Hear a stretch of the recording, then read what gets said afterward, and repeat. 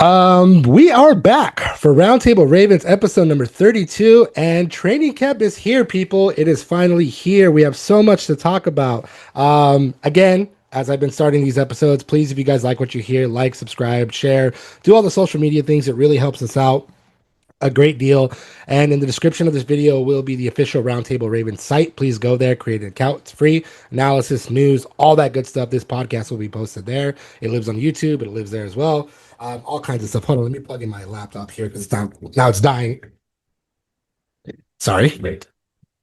That's right when I'm about to just get into the big bombshell. All right. So I had a whole plan here. We were going to talk about Lamar Jackson in the lounge, but some breaking news just happened right now. Longtime Ravens beat reporter James Brizuela has revealed Madubuike is in full uniform and is jogged out onto the field, meaning that he will be activated off the PUP list. He was on the physically unable to perform list due to his neck injury that occurred early 2025. He got surgery. There's been a lot of talk about whether or not he would be able to be ready for week one, yada, yada. But this seemingly points to the fact that Madubuike is fully back. Obviously, we will get more from Jesse Minter. He's going to speak today after training camp practice, as well as Lamar Jackson, as well as somebody else that I totally forgot. We'll talk about that next week, what they say. But there you go. Madubuike seems to be fully back. This is huge. Huge news. I will just tie this in really quickly. Multiple players, Mark Andrews, Ronnie Stanley, everybody was talking about Tavius Robinson. Everybody was talking about how they want him back on the field. And now it appears that he is back on that field. Again, he has not been activated off the PUP list just yet, but expect that news is going to come down today. I mean, what a way to start training. That was our manifestation. It's another one of our things. We said, what if the news kind of comes out, training camp day one, he's out there on the field, like we continue to deliver the future. So anything else we want? Linderbaum, do you feel like coming back? Baltimore, getting it done?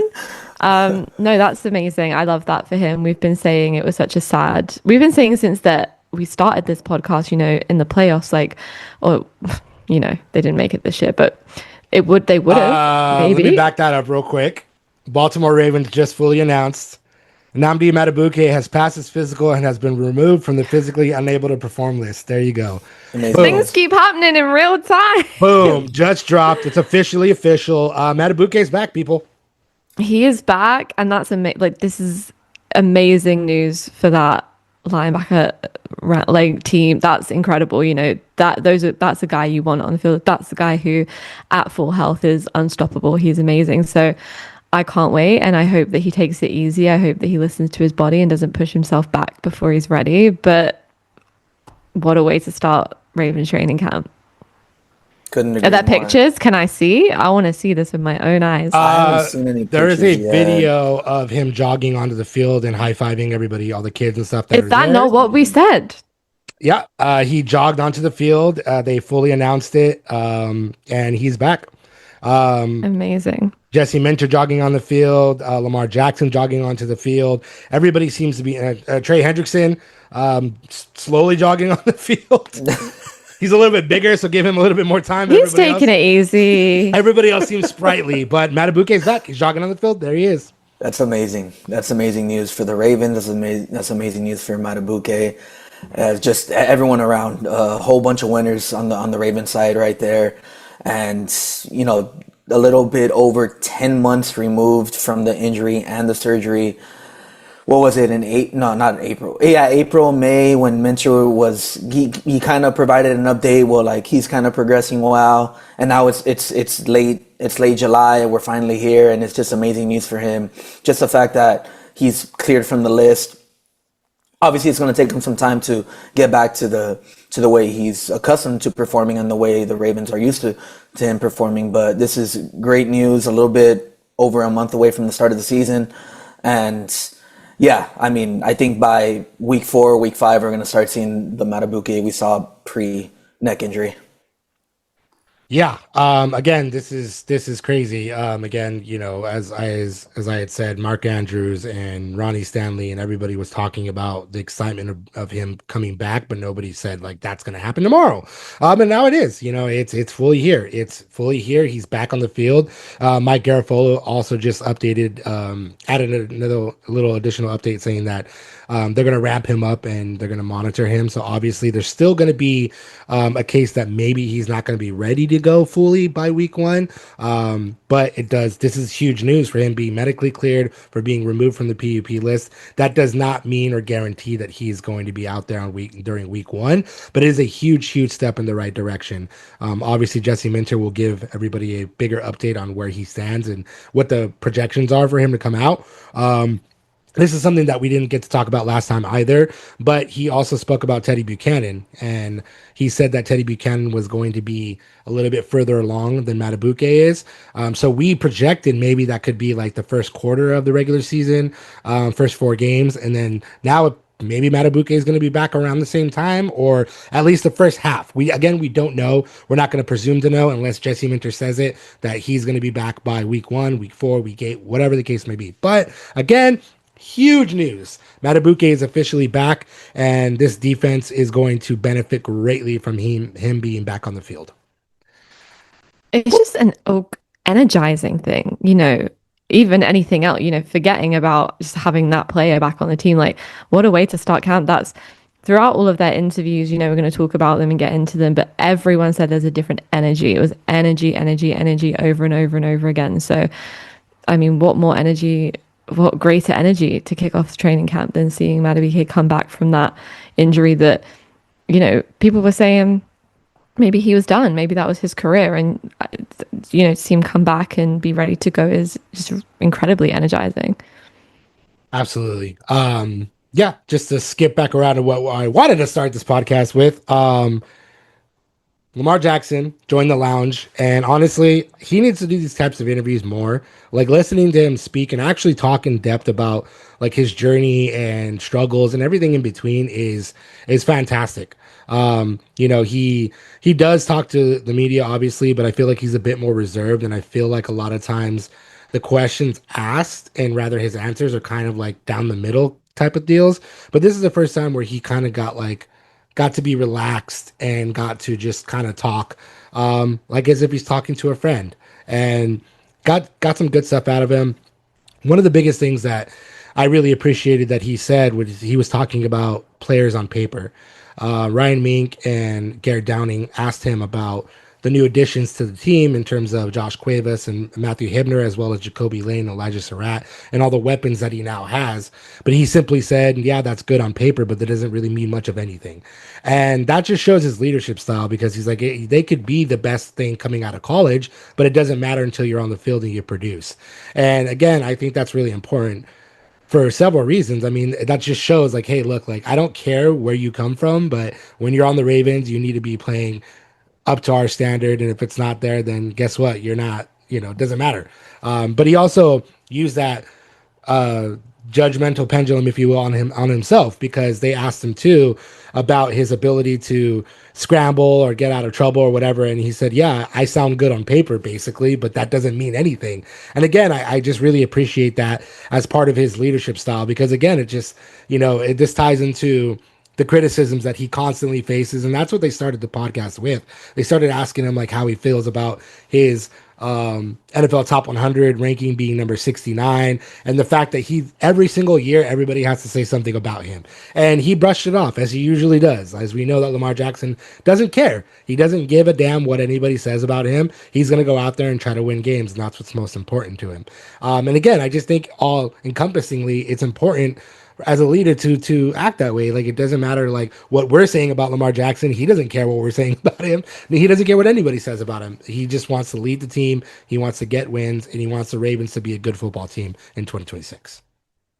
Yeah, I mean, it was a great interview, and I think that when he has that relaxed space to speak, it's a trusted place. It's the Ravens in-house podcast, so those are two great guys to interview him. And I think that, like, I don't blame him for not wanting to engage with the media. The way they treated him his entire career is awful. And so, it's very much a standard of just like, these are trusted guys. And the questions they asked him were amazing, like, incredible, insightful questions. And seeing him be so open about just his entire journey so far and about where he wants to go. And even, like owning the fact that he does have a chip on his shoulder every single year and he always wants to one up himself and he's placing the pressure on himself more than anybody else.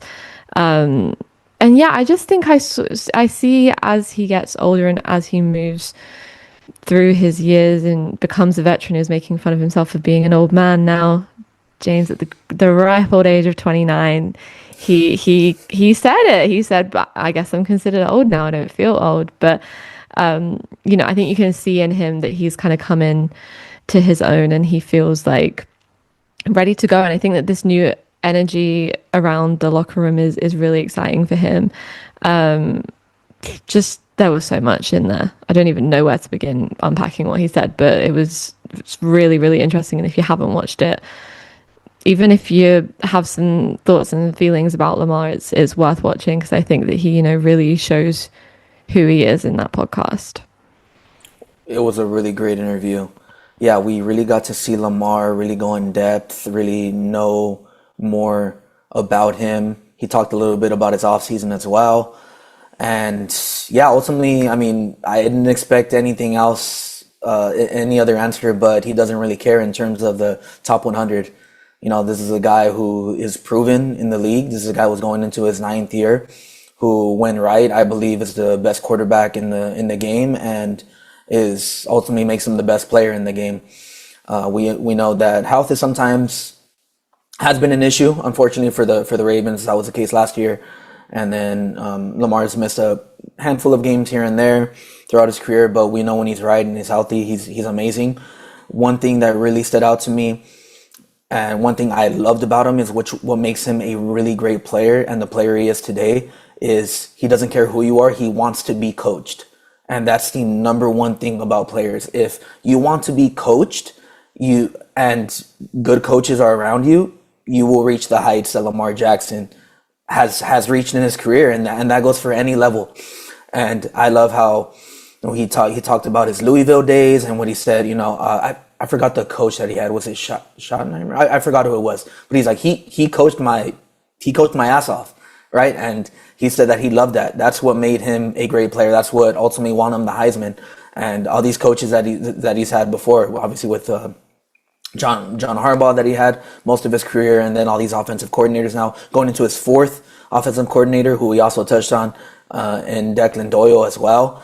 There's this jolt of excitement and this newness, and something that I think that the Ravens front office realized they needed after the 2025 season, and now that it's here, I think it's kind of rejuvenized the team in a way, and most importantly, it's rejuvenized Lamar Jackson as well. He talked about how Doyle's always quizzing him, whether in meeting rooms and whatnot, and he loves that, and he likes the terminology. He likes all these different things that Doyle's bringing, and he also touched on Doyle too in terms of his coaching. They're the same age, but he said he doesn't care if you're 28, 29, 50. It doesn't matter. If you're coach, I'm going to treat you as the coach, and you better coach me as the player I am. And I just love that attitude. That's what makes him one of the best players in the world, and that's what makes him a 2-time MVP. Should be 3-time MVP. So yeah, the whole interview was incredible.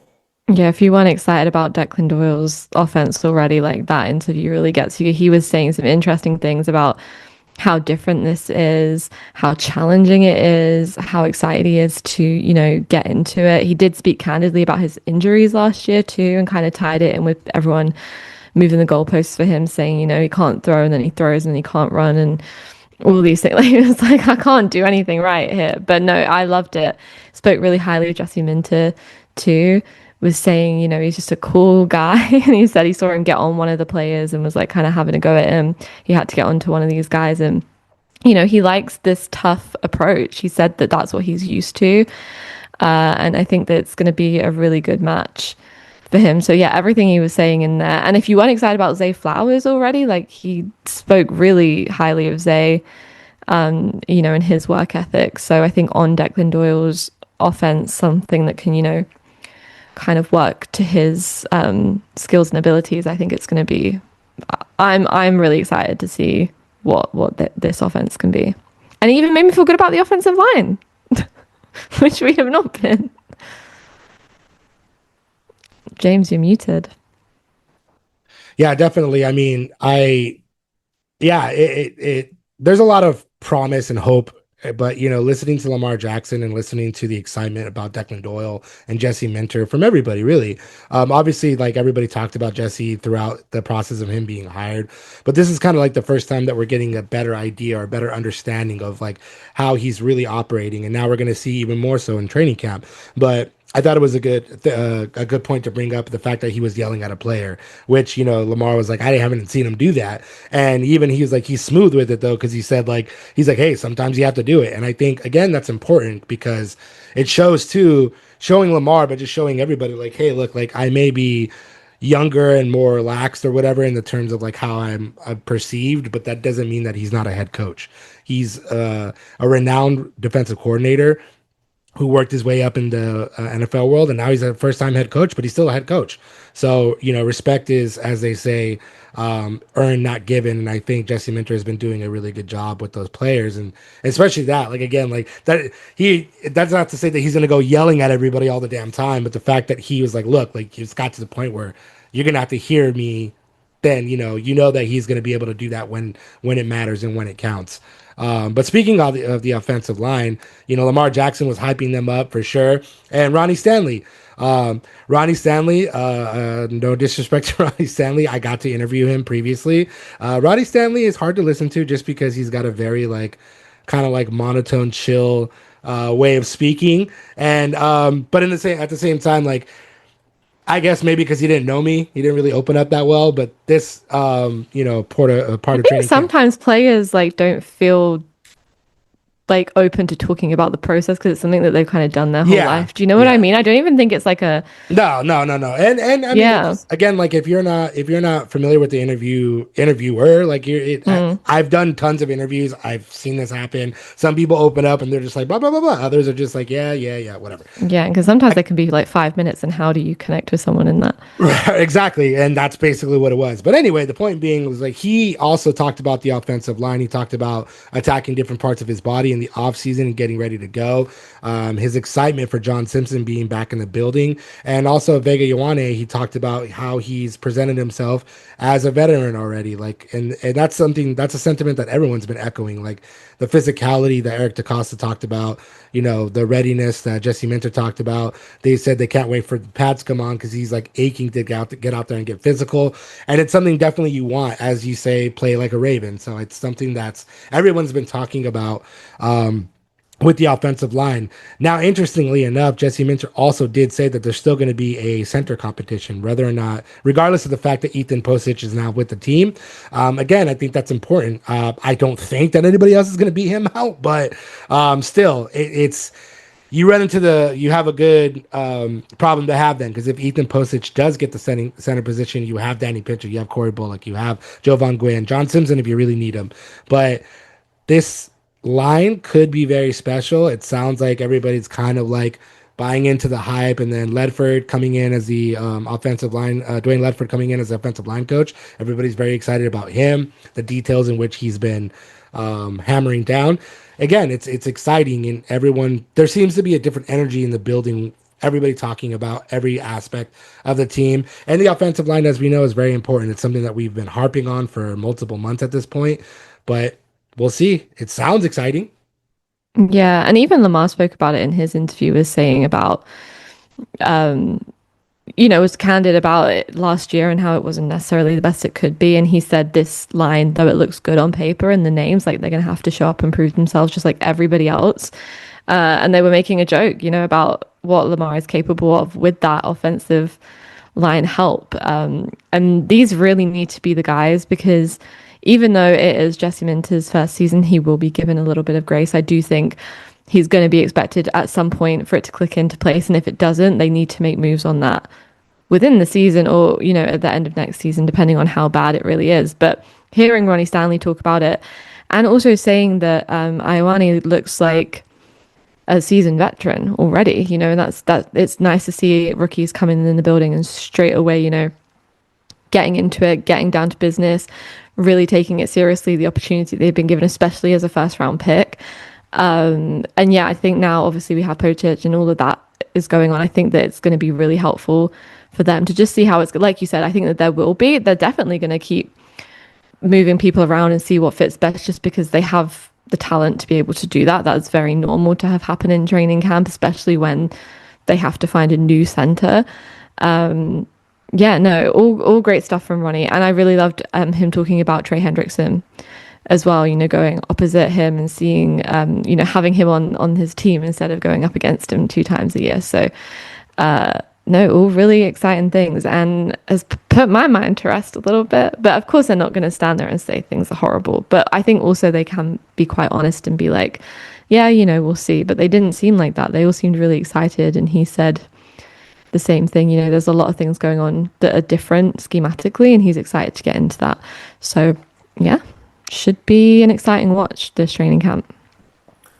Players are always going to say something nice, whether they mean it or not. But sometimes in an interview, you could tell when it's genuine or not. When Lamar was asked about this new coaching staff and about the offensive line, you could kind of see his eyes light up.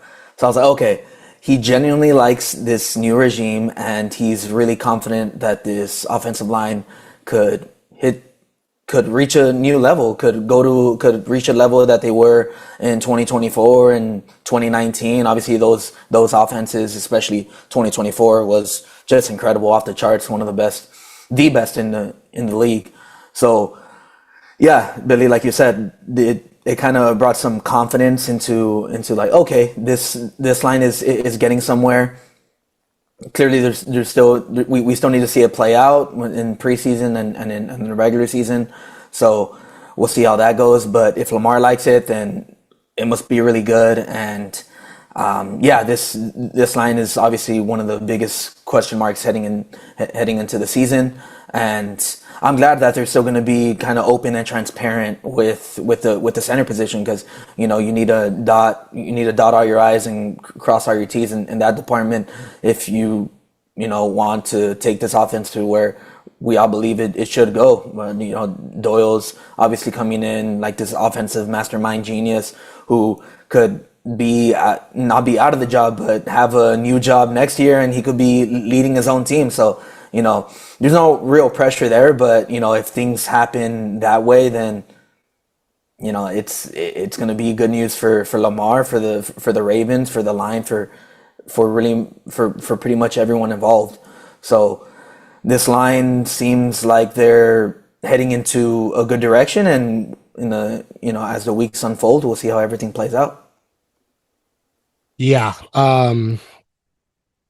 The good thing too now, I mean, with Madubuike back and Trey Hendrickson there and Calais Campbell there, a little bit of breaking news for Calais Campbell. He's not practicing. The Ravens are giving him a little bit of time to obviously, unfortunately, deal with the personal tragedy of his mother and brother. If you don't know what I'm talking about, you can go look that up. We don't need to get into the specifics here. Very unfortunate situation, thoughts out to the Campbell family and everything. But iron sharpens iron, and the offensive line is only going to get better having to deal with players like Calais Campbell, with Trey Hendrickson, and back with Madubuike. That's going to be, a really interesting thing to see unfold. And speaking of Trey Hendrickson, Tavius Robinson also spoke to the media and really kind of hyped up him as his work ethic. And we know this. Trey Hendrickson has been a perennial edge rusher for multiple years. He had 17 and a half sacks 2023 and 2024. Fortunately, he got hurt in 2025, but that led him right into being signed by the Ravens. And for all intents and purposes, he should have another double-digit sack year. That's just who he is. And especially too, I mean, I'm saying that, and that's, I'm saying that like, how do I know? I don't know. But that being said, what Tavius was saying about his work ethic. He's like, he doesn't have to be here because of the veteran status that he has. He's like, but he's been here. He's been here more than anybody. And again, going back to work ethic and going back to what Lamar Jackson was saying, like everything sounds good on paper, but if you're not there to put in the work, it does not matter. And I think that's an important standard for him, for any team, but really for the Ravens. And now that Lamar was saying that he's an unk, and now that he actually feels like he's a veteran, and Trey Hendrickson is obviously a veteran, and you got, again, Calais Campbell, these are the kind of guys that everybody needs to look to set the standard for the entire team. If you're not there to outwork these guys and they're older than you, you're not going to look good on paper or otherwise as a younger player. And again, I think that's very important to spread to the draftees coming in, but also Mike Green and all the other guys that are on the team that are up and coming. Devontae Walker, you want to make sure that you show them the way that it's supposed to be done. Again, play like a Raven.